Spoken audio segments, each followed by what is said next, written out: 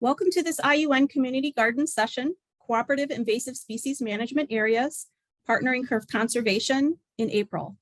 I'm Leslie Kaiser, Program Coordinator for CURE, and our presenter today is Mandy Glantz.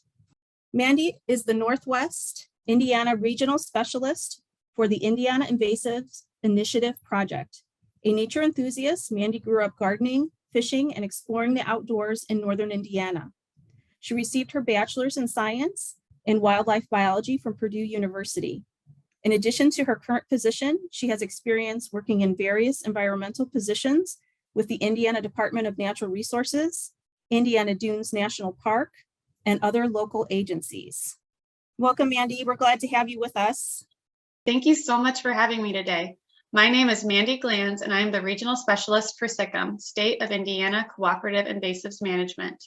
Today, I'm going to talk to you about Cooperative Invasive Species Management Areas, or CISMAs, and how CISMAs are used to partner for conservation on a local level. So here's a quick overview of what we'll be discussing today. We'll talk about SICM, State of Indiana Cooperative Invasive Species Management, and I'll also give you a history about the Indiana Invasive Initiative, or the III. We'll also go over native and invasive species, and then I'll cover some identification and management techniques of some commonly found invasive species throughout Northwest Indiana. Then we'll talk about Cooperative Invasive Species Management Areas, CISMAs, and I'll highlight some of the amazing work that our Indiana CISMAs are doing. And we will end with questions and discussions. So if you haven't heard, SICM recently changed their name from Southern Indiana Cooperative Invasives Management to State of Indiana Cooperative Invasives Management. And I think this is really helpful for the northern counties as it shows that we are servicing their areas. And you can learn more about SICM at www.sicm.info. So here's a quick history of SICM.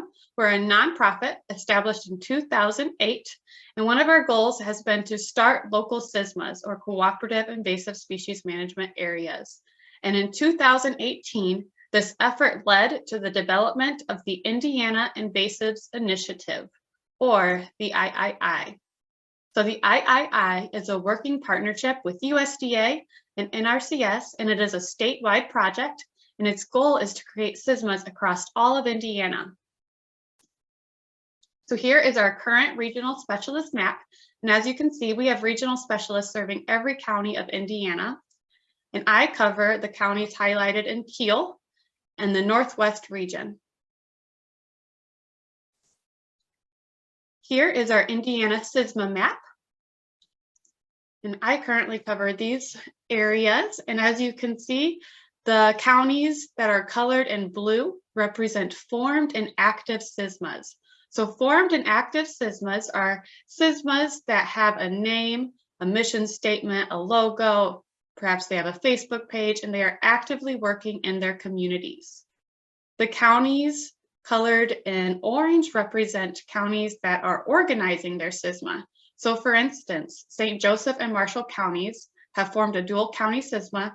They established their mission statement last year. They recently established a name, and now they are working on their logo, getting a Facebook page set up, and they're also creating a steering committee. The counties that are colored in green illustrate the counties that have raised their hand and said, yes, we are interested in a CISMA, but they haven't began meeting yet. So they are going to hopefully be future CISMAs. So before we talk about CISMAs, I really want to make sure we're all on the same page with native and invasive plants. So let's go over a few definitions.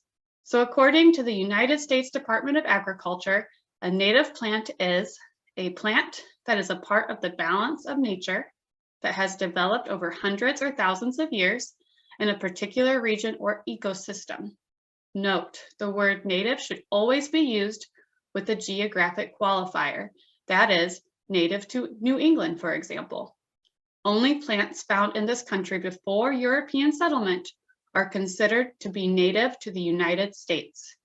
So as I go through this presentation, when I say native plants, I am referring to plants that are native to Northwest Indiana. So let's take a look at the invasive plant definition. So according to the United States Department of Agriculture, an invasive plant is a plant that is both non-native and able to establish on many sites, grow quickly, and spread to the point of disrupting plant communities or ecosystems. So it is one, non-native or alien to the ecosystem under consideration, and two, its introduction causes or is likely to cause economic or environmental harm or harm to human health. So again, I just really want to reiterate the two parts of an invasive plant definition: non-native and causing harm. So why are invasive species a problem? According to the U.S. Forest Service, invasive species have contributed to the decline of 42% of U.S. endangered and threatened species, and for 18% of U.S. endangered or threatened species, invasives are the main cause of their decline. Invasive plants are negatively impacting everybody. They're impacting our water quality and soil health. They're outcompeting native species. They're decreasing biodiversity, wildlife habitat, and wildlife food sources. So invasive plants are negatively impacting our insects, our pollinators, our birds, and our wildlife here in Northwest Indiana. So let's take a closer look at how invasive species can negatively impact wildlife and pollinators. So here is the Karner blue butterfly. So according to the U.S. Fish and Wildlife Service, the Karner blue butterfly is an endangered species, and Karner caterpillars only eat wild lupin. So as we learned earlier, invasive plant species can outcompete our native species, such as this wild lupin, and decrease biodiversity. So when invasive plants decrease the populations of wild lupin, it therefore decreases the populations of the Karner butterfly. Let's take another look. Let's talk about chickadees. So I do a lot of landowner surveys throughout Northwest Indiana. And to start off our surveys, I always talk to the landowner about their property goals. And one of the common goals is to support their birds. People love their birds, especially their backyard birds. And according to the Audubon Society, research shows that the Carolina chickadee requires native plants to provide insects for their diet. So in a single season, a brood of 5 baby birds requires 6,000 to 9,000 caterpillars in a single season. That's roughly 400 caterpillars per day. That's a lot of caterpillars.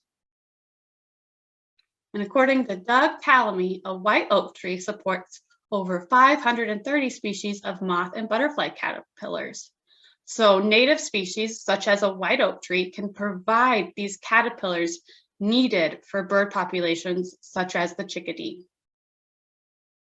So as we take a step backwards, let's ask ourselves this question: is there a future for chickadees without caterpillars?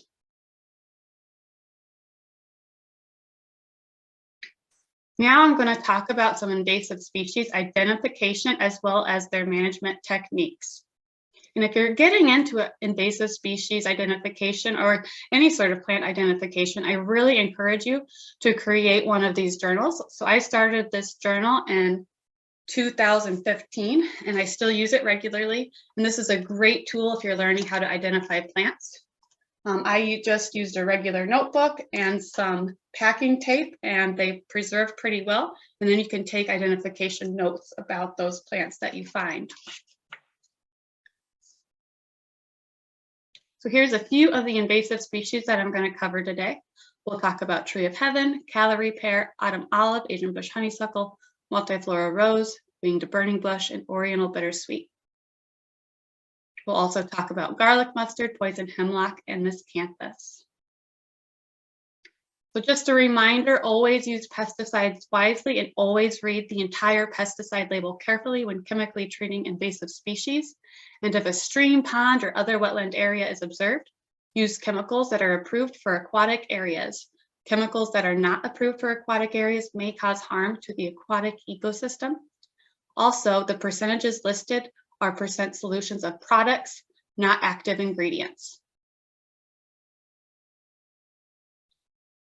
Certified professionals can assist with a variety of land and vegetation management that include but are not limited to large and or hazard tree removal, management issues that have safety issues or issues you feel are beyond your abilities, professional site design, erosion control, and more. So we encourage you to utilize these services as appropriate for your circumstances, and you can find a contractor list at our website, www.sicom.info/contractors.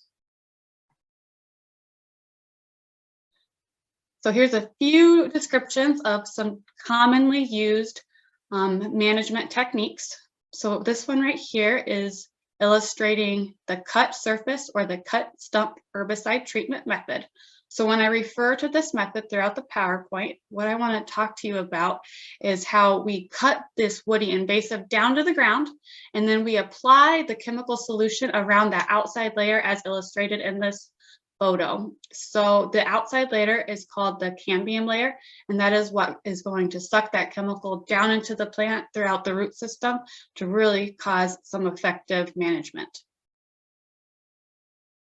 I'll also discuss foliar herbicide, and this photo illustrates that foliar herbicide.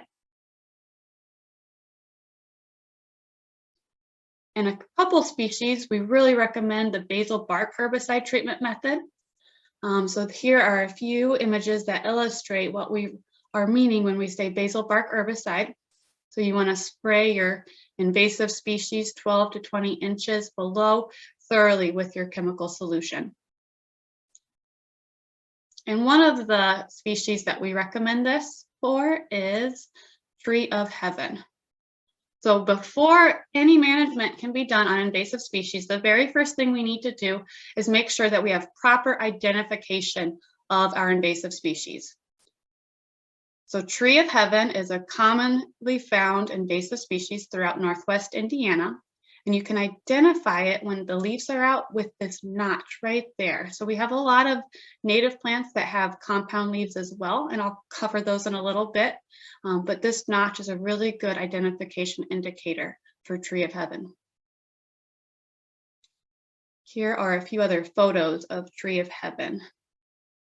As you can see, it can form dense monocultures, as the photo on the right, and it is a prolific sprouter, as you can see from the photo on the left. That is a damaged tree of heaven. When it got damaged, it produced a bunch of resprouts. So that is a really good example of why we do not cut this species. We use the basal bark treatment method for larger trees. I really enjoy bud identification when talking about woody invasive species. So take a look at this, and as you look at it, just kind of point out some characteristics that you notice. So when I look at this, I notice those little white dots throughout the stem. Those are called lenticels. And then I also notice the shape of the bud. So take a look at that, and if you were in the field, try to figure out something that maybe you can remember this tree of heaven identification. Perhaps you see a heart in the bud with a leaf scar. Perhaps you see somebody giving you a hug. Or maybe you see a ghost. So those are just some fun ways as you're learning how to identify different species. It's really important to kind of really pay close attention to how they look and then come up with different ways to remember it. So when you're in the field, you can go, oh yeah, this is how that bud looks. So here's a few natives that you do not want to misidentify as tree of heaven.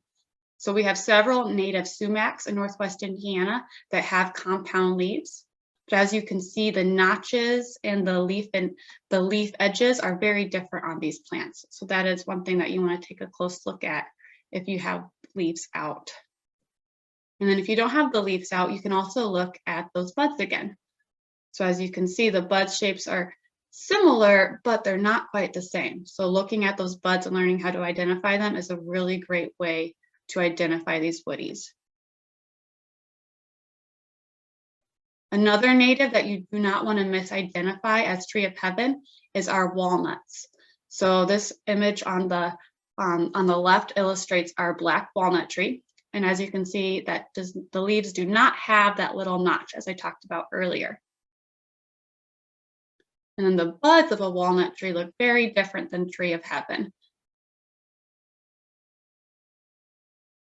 So once you appropriately identify tree of heaven, how do you treat it? So we have this calendar of control.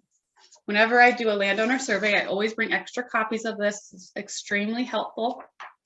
And then it's also, you can find it on our website, www.sickham.info, under our landowner toolkit. So for tree of heaven, it is the very last species found on this calendar of control. And then you look at this calendar and you look at the different options. So the orange represents the foliar spray method.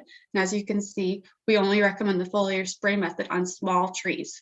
So we recommend using the foliar spray method on small trees from June through September. And then if you follow the orange down to the bottom of the calendar, you can see what chemical we recommend. So we recommend the foliar spray method with a 3% glyphosate product and a 0.25% non-ionic surfactant. So the surfactant really helps the plant soak up those chemicals. So the surfactant is a really important part of chemical treatment method when using the foliar spray method. And then as we talked about earlier, basal bark treatment is another really good technique when treating tree of heaven, and this helps reduce resprouting. So again, we do not want to cut tree of heaven because it is a prolific root sprouter. So you see that blue color, you go down to the bottom of the calendar, basal bark treatment with 20 to 30% triclopyr product and 70 to 80% horticultural oil or basil oil. And if you have tree of heaven, we really encourage you to monitor for the invasive spotted lanternfly. And if you think you find this on your property, please call 866-NO-EXOTIC or email depp@dnr.indiana.gov. This is an invasive insect that we are currently monitoring for. So if you think you see it on your property, please report it. So now let's talk about calorie pair. And this is a really good example of how invasive species may look pretty until they take over. So this is a photo illustrating a calorie pair invasion. Here are some other photos to help you identify calorie pair.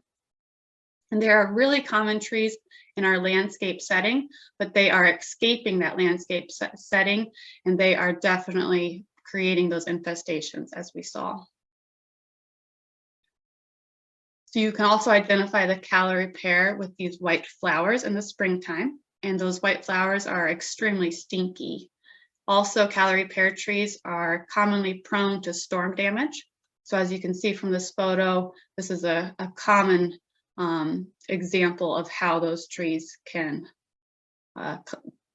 respond to some storm damage. If you look up calorie pair storm damage on the internet, you can see lots and lots of these photos. So if you have a calorie pair tree in your yard or within your landscaping, we really encourage you to remove this tree and replace it with something native. There's lots of wonderful native trees out there, such as flowering dogwood, redbud, and serviceberry that can serve as a beneficial native tree to your landscaping. We also encourage you to monitor your property for calorie pair trees that may be popping up that you didn't plant, but maybe the birds have spread them on your property. So definitely keep an eye out for those calorie pair seedlings. And if you find them or if they're in your landscaping setting, what you can do to remove them is manually remove out the smaller trees. And if they are too large to manually remove, we recommend using the cut surface treatment method. So again, you want to cut it near the ground and then treat it with 50% glyphosate and 50% water around the cambium layer. And you can do this any time of the year except early spring. And that is because the sap is flowing heavily at that time and you don't want your sap to push out your chemical. So again, cut near the base, treat with 50% glyphosate, 50% water, and you can do this June through March. Now I'm going to talk to you about some invasive shrubs. And I'm going to cover the identification of these shrubs first, and then we'll talk about management techniques for them, because all of these invasive shrubs have the same management techniques. So here is autumn olive, and we have a really helpful guide on our website covering autumn olive. And this picture illustrates the underside of the leaves, which is what I really use for identifying the species when in the field. It is one of the only plants I know of that has this really silvery underside. There are no natives that I know of that have this silver coating throughout on the plant. It almost looks like the entire plant has been spray painted with silver spray paint. So this is autumn olive. Another invasive shrub is Asian bush honeysuckle.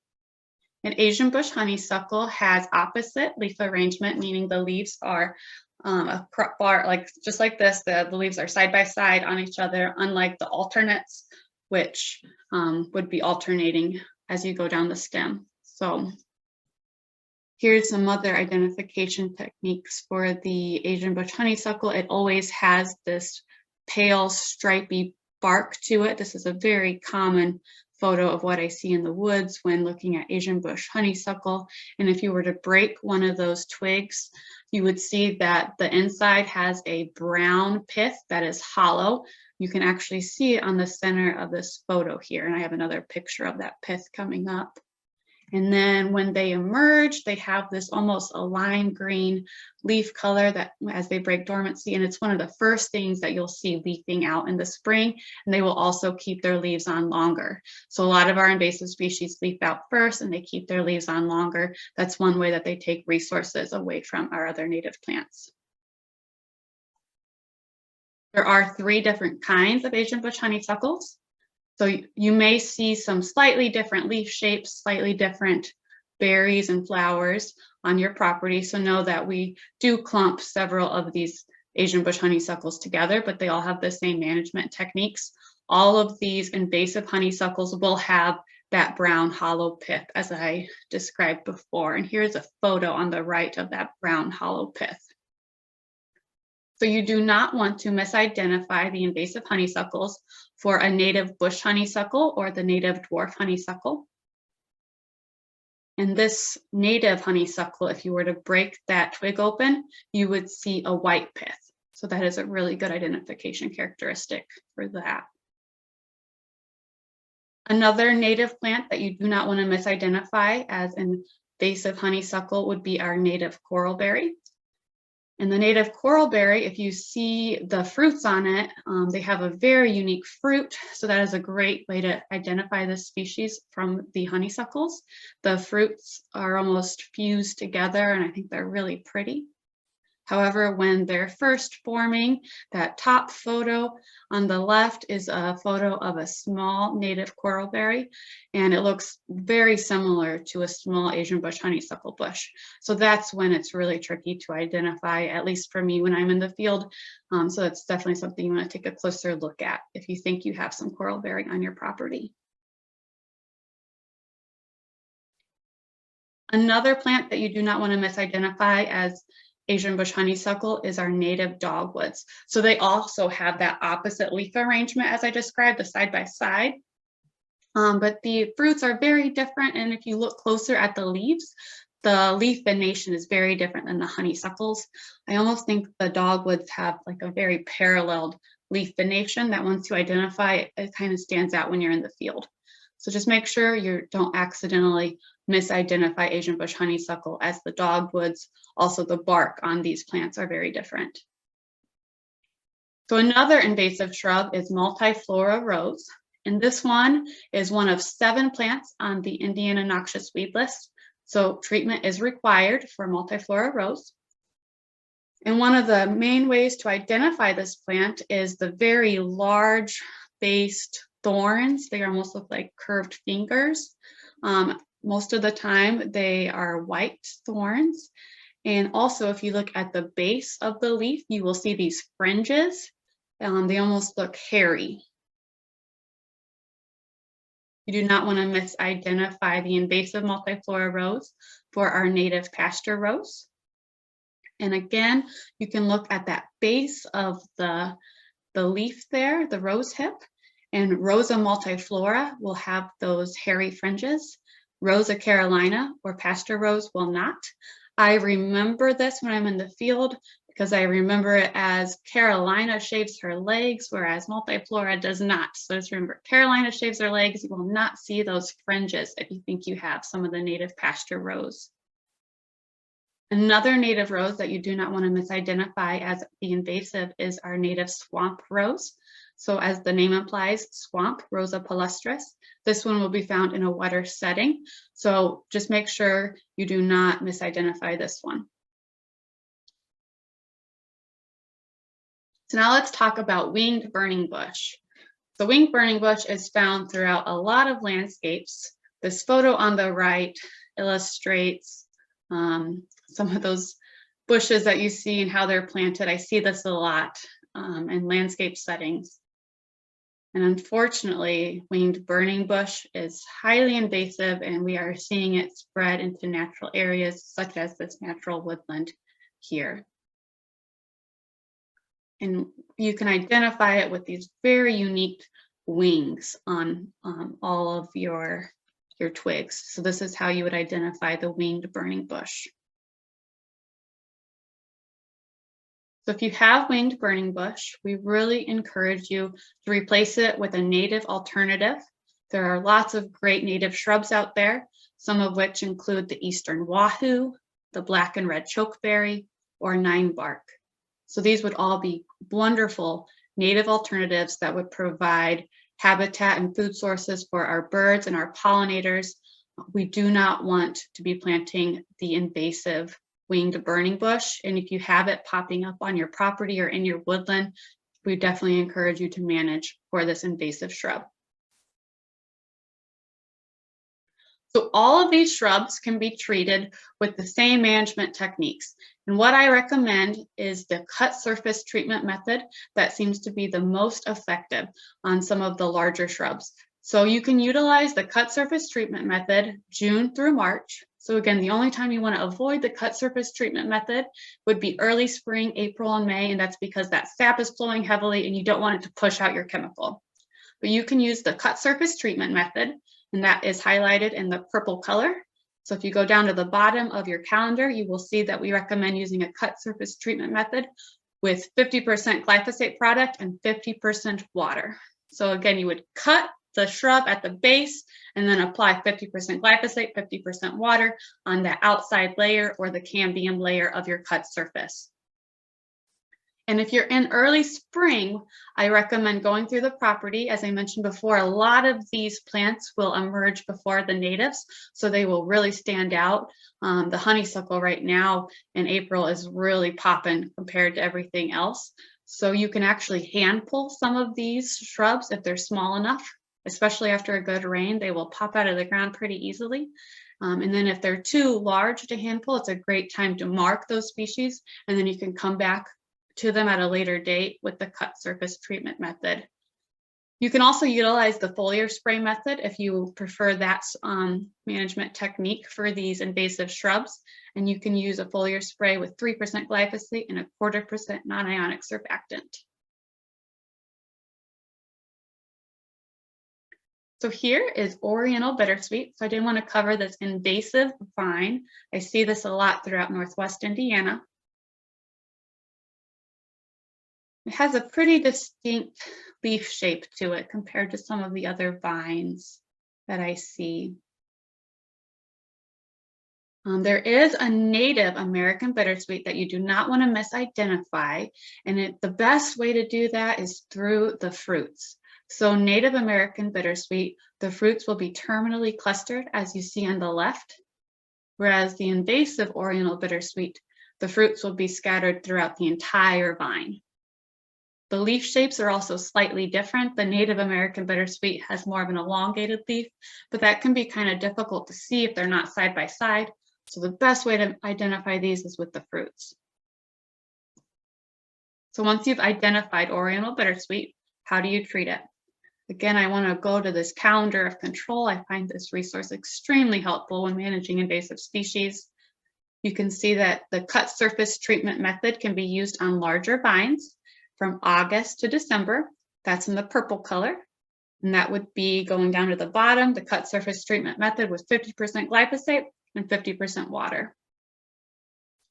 You can also use the foliar spray method anytime during the growing season using 3% glyphosate and 1/4% non-ionic surfactant. Also, I forgot to mention, if you were to have a very small Oriental bittersweet, you can pull it out and you will see that the root is really orange. So that's another way to identify Oriental bittersweet. And here is a picture of a larger vine.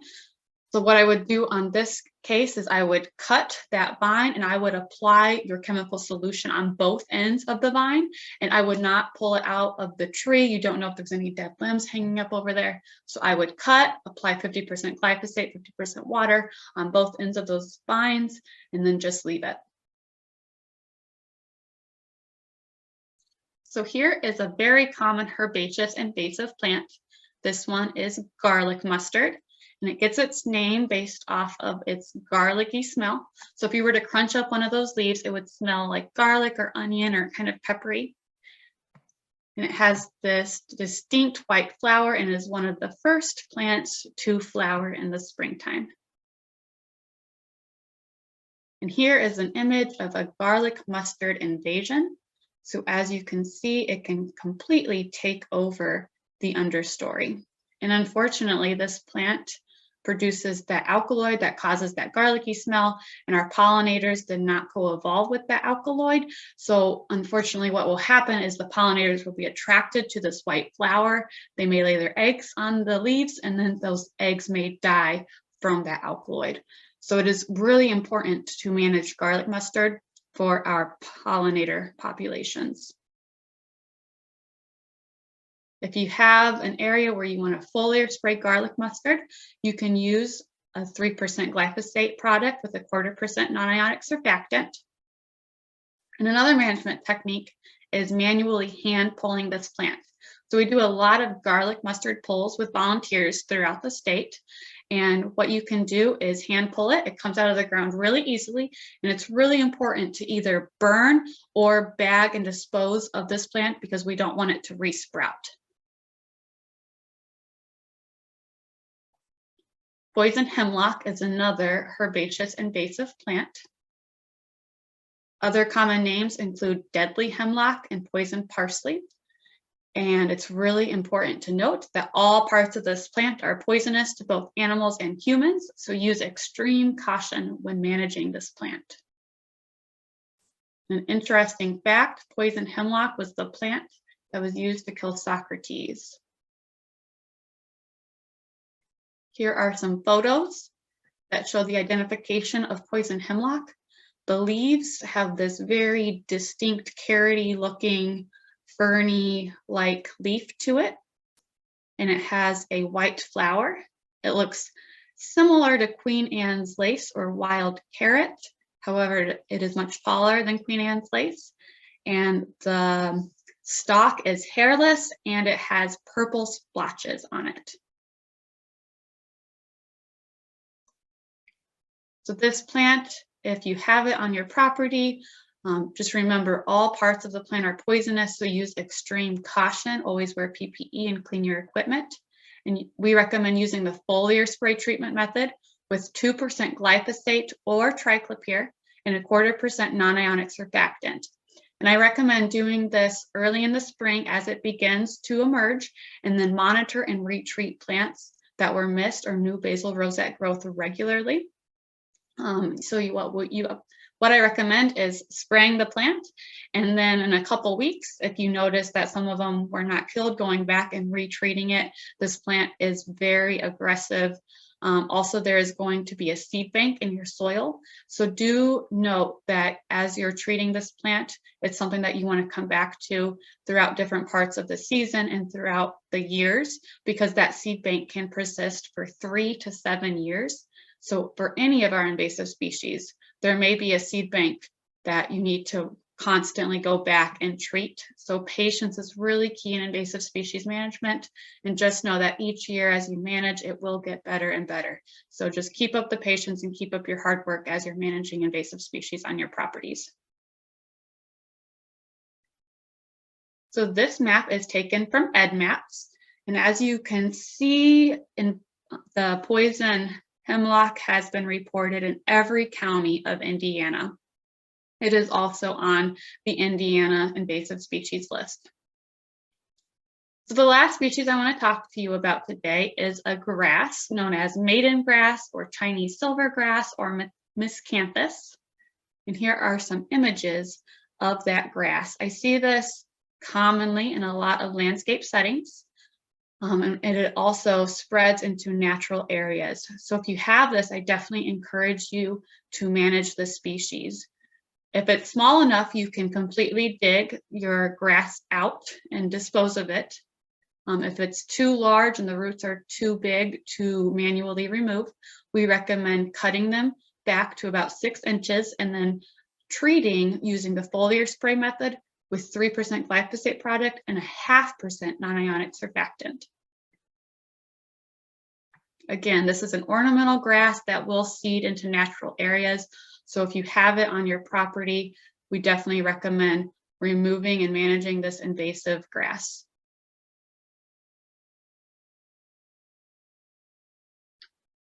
And if you think you have some of these invasive plants that I talked about on your property, but you're not quite sure, or you want a second opinion, or maybe you are managing for these plants and you want some management advice, please give our regional specialist a call. We do free landowner surveys throughout all of Indiana.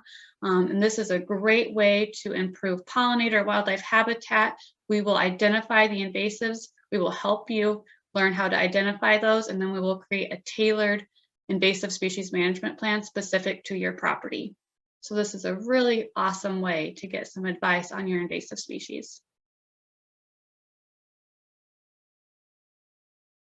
So if you have an area that is a lawn or landscaping, we also recommend adding and incorporating some living native plants to really promote the birds and the pollinators and our wildlife. And we have some amazing resources, one of which is at our website, www.sickum.info. There is a landscaping with native plants tab that has a lot of really awesome resources to help you with your native plant landscaping. So now I want to go over a few of my favorite native plants. There are so many beautiful ones out there. Native plants have had a bad rap that they may not be as pretty as some of the ornamentals, and I completely disagree. I think native plants are just gorgeous. So here are some photos of some beautiful native plants to give you some inspiration.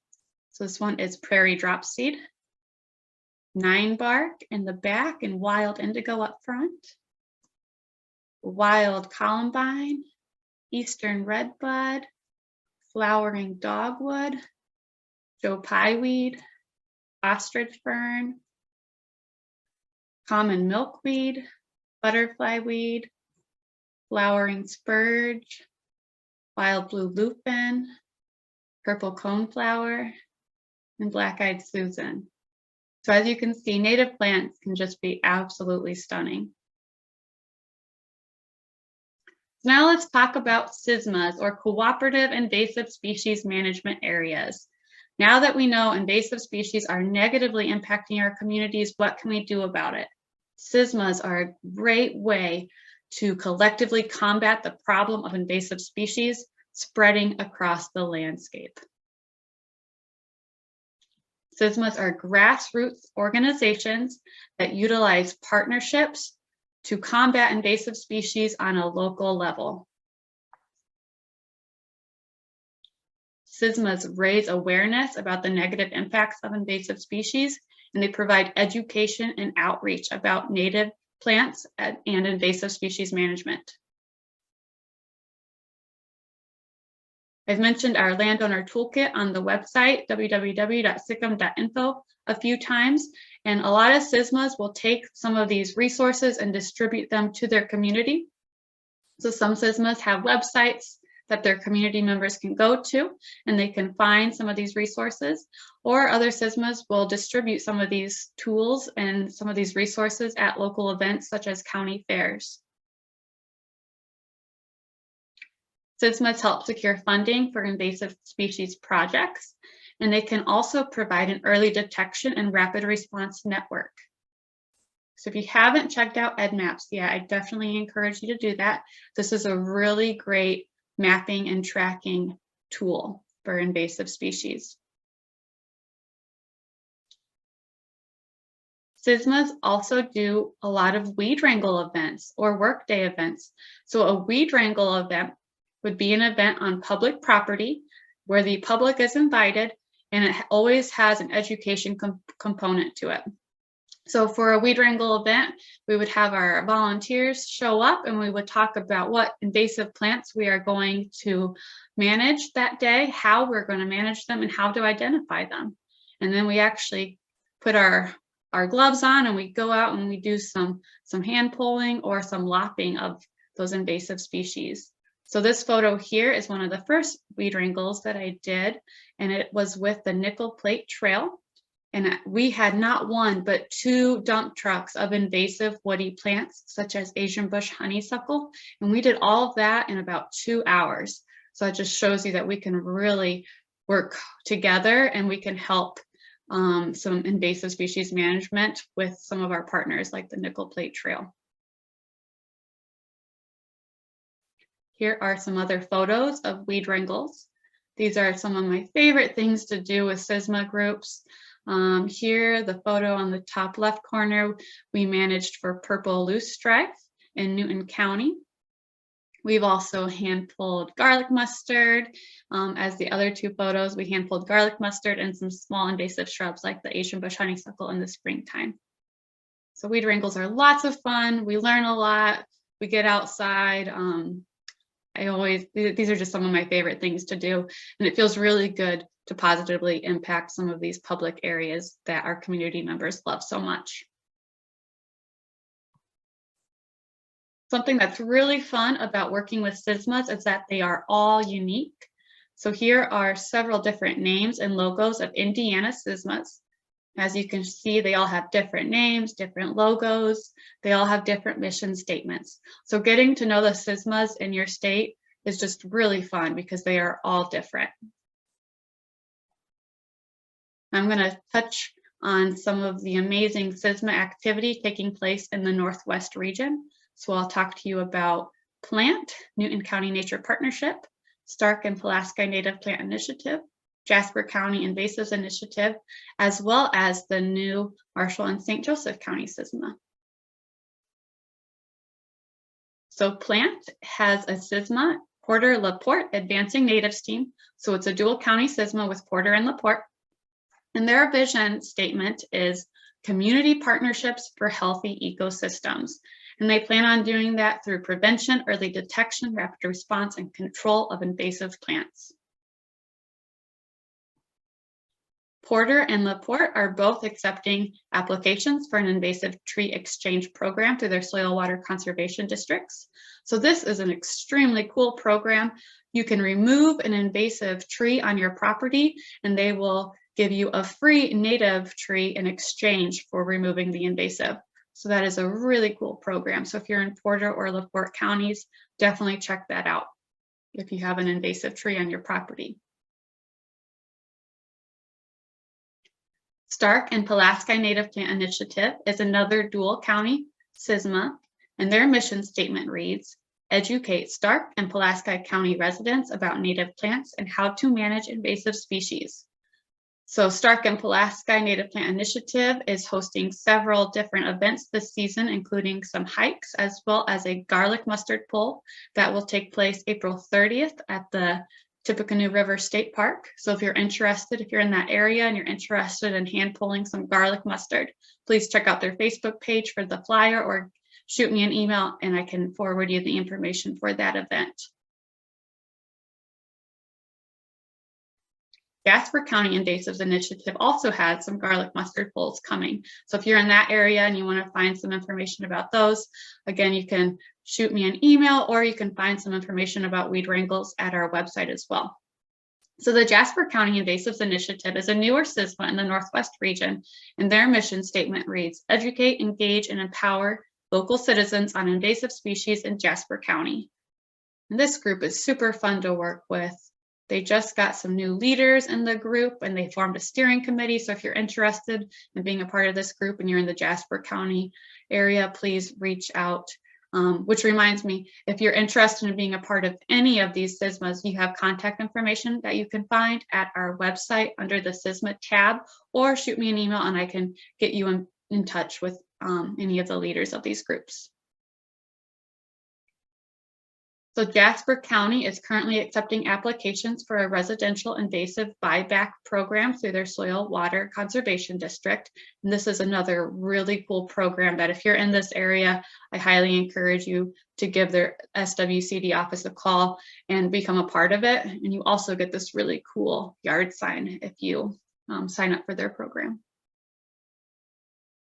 Newton County Nature Partnership is another newer SSMA in the Northwest region. And their mission statement reads, "We promote healthy natural landscapes in our communities by partnering with public and private landowners in Newton County to provide education about and facilitate eradication of non-native invasive plants."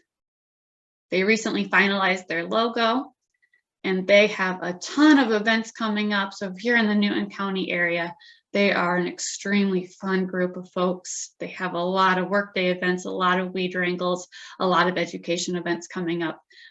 They're just a super fun group to work with. They created this really neat vision board. Their vision reads, "Healthy natural landscapes." And they plan on doing that through partnerships, education, and management of invasive plants. So St. Joseph and Marshall counties are in the organizational phase of creating their SSMA, and they recently finalized their name, which is super exciting for this group. So they are now St. Joseph Marshall Counties Invasive Plant Partnerships. They also have a weed wrangle event coming up. So if you're in this area, please reach out to this group and they would love to share the flyer with you. The mission statement for this group is build partnerships to promote native plants and wildlife through education and management of invasive species in St. Joseph and Marshall counties.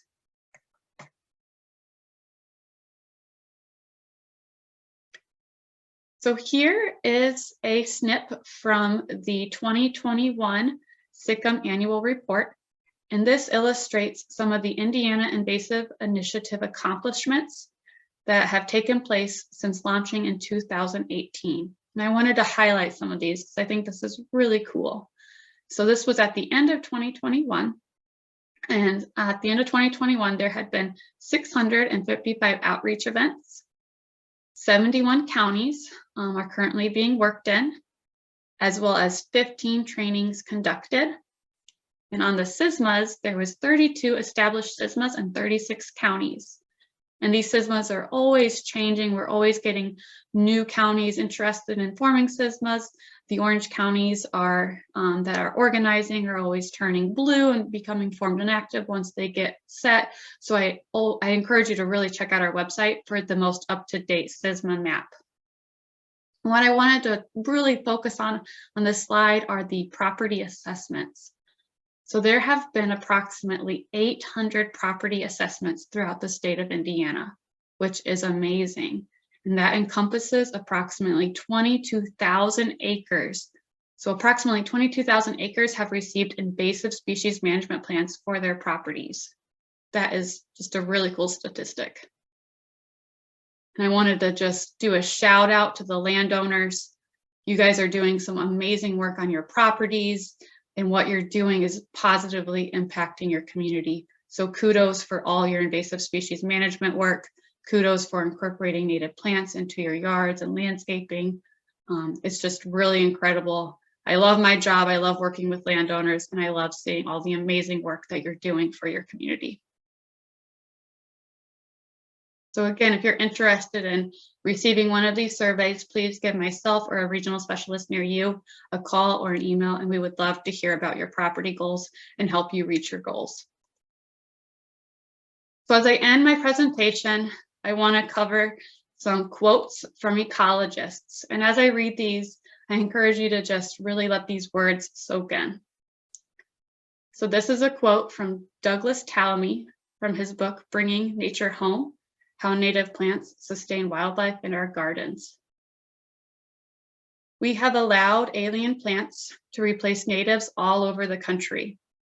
Our native animals and plants cannot adapt to this gross and completely unnatural manipulation of their environment in time to negate the consequences. Their only hope for a sustainable future is for us to intervene to right the wrongs that we have perpetrated.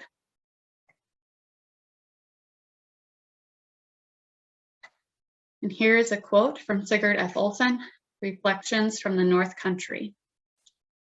Without love of the land, conservation lacks meaning or purpose, for only in a deep and an inherent feeling for the land can there be dedication in preserving it. So as we learn about invasive species and we manage invasive plants on our properties, I want you to ask yourself, why? Why are we doing this? Why are SYSMAs doing this? For me, my why is my 2-year-old son. I manage invasive plants because I want to conserve land for future generations. Hey, Eli, what you doing? Watering. What are you watering? A lot of flower. What type of flower is that? Yeah. Do you know what kind of flower that is? Muffin. Butterfly weed. Is that a native flower? Whoa! You got Mom. So thank you so much for your time. If you have any questions, do not hesitate to give me a call or shoot me an email, mandy@sickham.info.